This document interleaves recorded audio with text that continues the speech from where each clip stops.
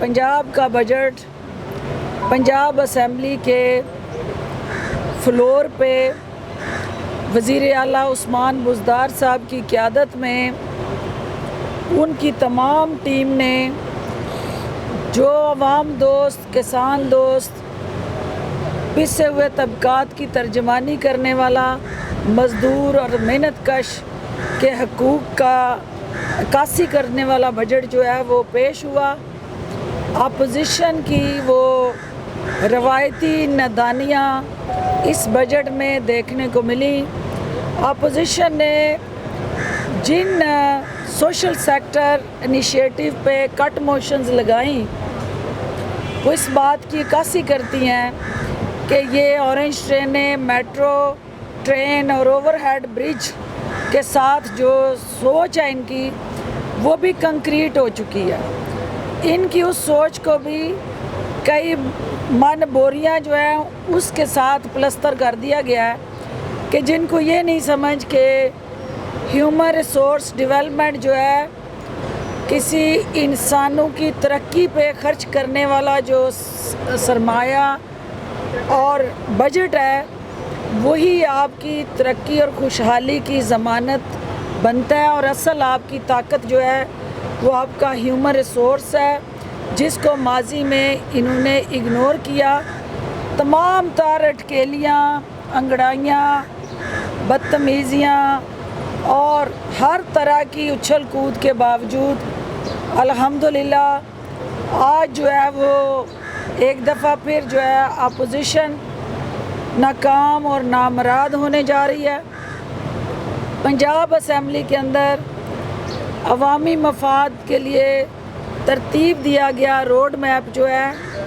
आज भरपूर अक्सरियत के साथ हुकूमत मंजूर करने जा रही है। और अपोजिशन की तमाम कट मोशंस जिस पे उन्होंने सोशल सेक्टर को हिट किया, हेल्थ से लेके हर वो शोबा जहां आवाम को डायरेक्ट रिलीफ मिलता है वो कट मोशंस इन्होंने उनके बजट की कटौती के लिए पेश की। और जो तमाम तर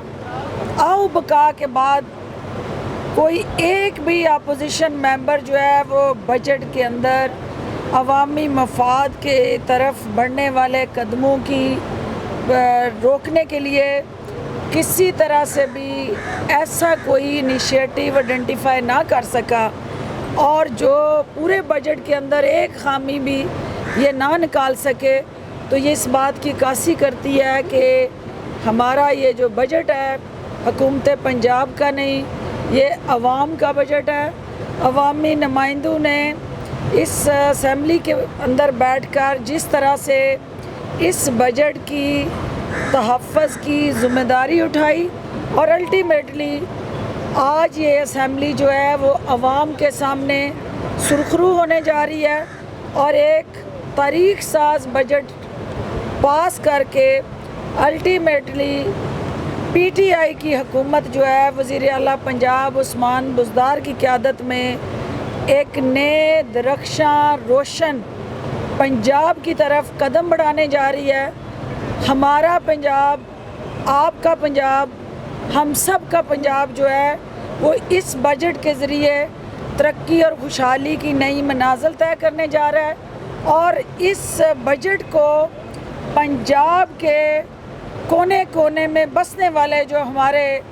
पंजाब के 12 करोड़ शहरी हैं उनकी तमाम बुनियादी ज़रूरतों का ये बजट तहफ़्फ़ुज़ यकीनी बनाने जा रहा है। और मैं चीफ विप साहब से ये गुजारिश करूँगी कि जितने हमारे वो तमाम मुअज़्ज़ज़ मेंबरान जिन्होंने बढ़ चढ़ के इस बजट के अंदर इसको पास कराने में और तमाम कट मोशंस को नाकाम बनाने में कलीदी किरदार अदा किया, हम अपनी जमात की तरफ से उनका शुक्रिया भी अदा करते हैं और उनकी उन काविशों को भी सराहते हैं। और शाह साहब से मैं गुजारिश करूँगी कि वो तमाम कट मोशंस और आज का जो हमारा फ़िनांस बिल जो है इंशाअल्लाह अभी चंद लम्हे बाद जो है वो असम्बली में पेश करके मंजूर किया जाने लगा है। उस हवाले से अपनी तरजीहात जो हैं وہ میڈیا سے شیئر کریں، اس کے بعد ہم سوالوں کے جواب لیں گے۔ شاہ جی۔ بسم اللہ الرحمن الرحیم۔ جس طرح محترمہ نے فرمایا، جناب سردار عثمان بزدار صاحب وزیر اعلیٰ پنجاب کی قیادت میں کسان دوست، عوام دوست، مزدور دوست بجٹ پیش کیا گیا، اور ہم نے ہر روز کی جو کارروائی ہے وہ یہاں آ کے عوام کے سامنے رکھی اور آپ کو ایک ایک لمحے کا گواہ بنایا۔ آپ نے دیکھا کہ پوری پنجاب کی عوام نے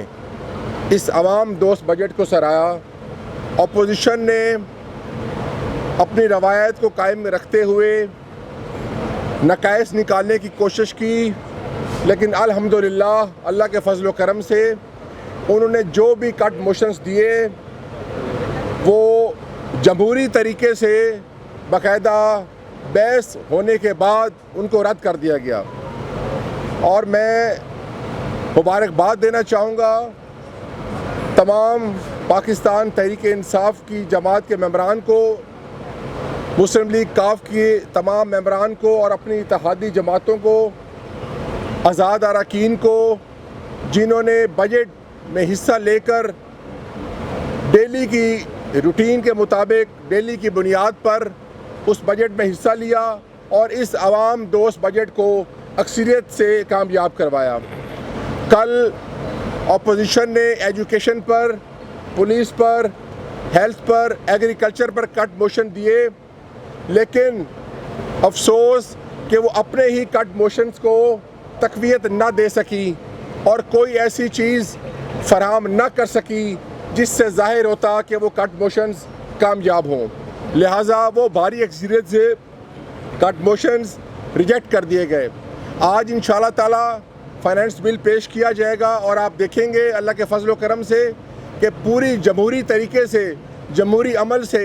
ہم آج اپنا finance bill government Punjab assembly میں پیش کرے گی، اور انشاءاللہ تعالی اللہ کے فضل و کرم سے اور آپ کی دعاؤں سے، پنجاب کی عوام کی دعاؤں سے انشاءاللہ وہ بھاری اکثریت سے آج منی بل بھی پاس ہو جائے گا۔ Thank you. کیا صداقت ہے؟ کیا آپ وہاں پہ عدالت کے اندر کیا مواد پیش کریں گی کہ ان کو ہرجانے کا جو نوٹس دیا گیا ہے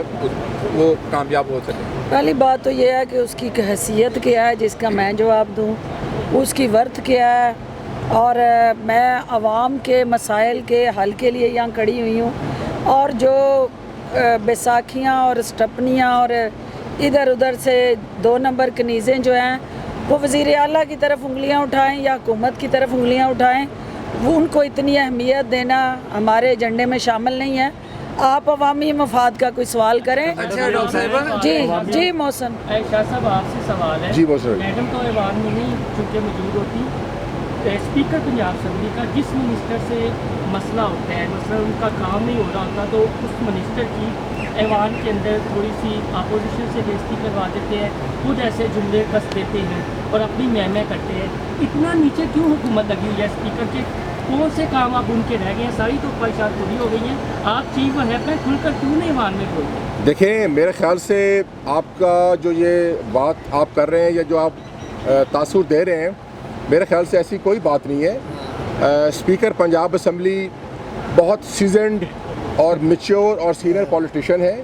اور وہ ہاؤس کو بڑے آسن طریقے سے چلا رہے ہیں۔ اس میں اگر کیونکہ وہ ہاؤس کے کسٹوڈین ہیں اور ان کو پورا حق حاصل ہے کہ وہ جس طرح سے ہاؤس کو مناسب سمجھتے ہیں وہ چلاتے ہیں، میرے خیال سے اس پر کوئی ایسی بحث کی ضرورت بھی نہیں اور کوئی ایسی کوئی ایشو ہے بھی نہیں۔ میں یہ کہنا چاہتی ہوں کہ یہ نامناسب الفاظ ہیں، یہ جو اسپیکر کی کرسی ہے اس کی تضحیق ہے کہ وہ میں کرتے رہتے ہیں، یہ الفاظ جو ہیں یہ نہیں ہونے چاہیے۔ ہمیں اس کرسی کا تقدس اور احترام کرنا چاہیے، اور اسپیکر پنجاب اسمبلی جو ہیں وہ اپنا رکھ رکھاؤ، وزاداری اور ہر طرح سے ممبران کے مسائل کے ساتھ جڑا جو ان کا درد ہے وہ ان کے حلقوں کی عکاسی کرنے والے انیشیٹو ہوتے ہیں، اور اسپیکر کا کام ہوتا ہے سب کو سینے سے لگانا، ان کی دار رسی کرنا اور ہر ممبر کی ضرورت کا خیال رکھنا۔ حکومت یہ سمجھتی ہے کہ स्पीकर साहब की ज़ेर क़यादत जो है ये बजट जो है जिस आसान तरीके से पेश हुआ और फिर पास होने जा रहा है, इसका सेहरा जो है जहां हुकूमत के सारा है वहाँ स्पीकर साहब की भी खिदमात जो हैं वो नाकाबिले फरामोश हैं। उसकी वजह ये है कि जब स्पीकर जो है दोनों अतराफ़ से पुल का किरदार अदा करते हैं दोनों हुकूमत और अपोजिशन के दरमियान, तो फिर वो मसाइल अवाम के जो हैं उनका तदारक करना आसान हो जाता है। तो लिहाजा हमें फ़ख्र है कि हमारे इत्तेहादी हमारे साथ खड़े हैं और PTI वज़ीर आज़म इमरान ख़ान की क़यादत में डट के जम के अपोजिशन को असम्बली के फ्लोर पे नाकू चने चबा के चारों शाने चित कर चुकी है। डॉक्टर साहब ये बता दें कि तरीके इंसाफ में ज़कूटा जिन कौन सा है? कल मरियम औरंगज़ेब ने कहा है कि इमरान खान ने कुछ नहीं किया, जो आटा चीनी और बिजली जो खा गए वो ज़कूटा जिन खा गए तरीके इंसाफ में, वो कौन है ये बता। देखिए पहली बात तो ये है कि वो असम्बली में कुकनीज़ अपर हाउस में बोले या नीचे पंजाब में बोले, हमें उनको किसी जगह पे भी जवाब दे के उन सियासी बोनों का कद ऊंचा नहीं करना। हाँ कोई अवामी नुमाइंदा बोले जो वोट लेके आया है वो निशानदेही करे तो हम उसको जवाब दें। ये सियासी बोनियाँ उछल कूद करके बांस पे चढ़ने की कोशिशों में अपना कद ऊंचा कर रही हैं, इससे ज़्यादा इनकी स्टेटमेंट की कोई हैसियत नहीं है। डॉक्टर साहब हमारे पास गायब है बजट इजलास से। यार एक मिनट मुझे भी कर लेना तो सारे आपने करें नवाज शरीफ साहब का जो फैसला आ चुका है एवन फील्ड से, वो पंजाब हुकूमत के मेडिकल बोर्ड की रोशनी में बाहर गए थे इलाज करवाने के लिए। अब पंजाब हुकूमत क्या अपील दायर करने जा रही है, दोबारा कोई ऐसा लाहेमल इख्तियार कर रही है कि नवाज शरीफ को वापस मुल्क में लाया जा सके?